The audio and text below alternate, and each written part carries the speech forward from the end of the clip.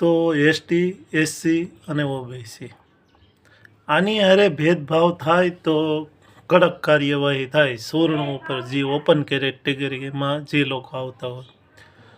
પણ જે ઓબીસી છે એ લોકો હારે ઓપન કેટેગરી હારે લગ્નમાં કે ગમે એ પ્રસંગમાં વ્યવહાર છે.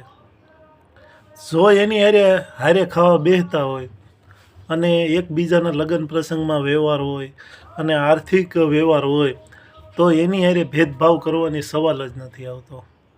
તો એ જો આ રીતે એમ કે એ ઓલાન ઘોડે વધારાનું એક મુદ્દો નાખી દીધો ઓબીસીનો, એસટી એસસીની બદલે ઓબીસી નાખી દીધો, એટલે એક રાજકારણ કર્યું.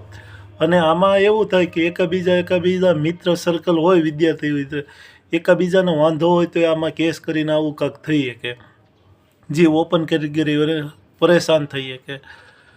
તમે જ કહી દો કે ઓબીસી જે કોઠો છે એ હકીકતમાં જે આપણે કહેવી કે ઓપન કેટેગરી હારે અમુક મિલકતને ધરાવતા છે, જે પ્રોપર્ટીના મામલામાં સેમ ટુ ઇક્વલ છે, તો એ છે.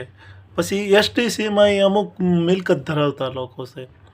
તો એ સરકાર એના ગણતરીના આંકડા કેદી કરે કે ભાઈ આ લોકોના ગણતરીના આંકડા છે કે આ લોકોની કેટલી પરિસ્થિતિ સુધરી અને આ લોકોને જે પરિસ્થિતિ સુધરી એમાંથી આપણે એને બહાર કાઢવી, કે આ વસ્તુમાંથી એને રદ કરીને ગમે એ કોઠામાં નાખવી, જે ઓપન કેટેગરીમાં નાખવી.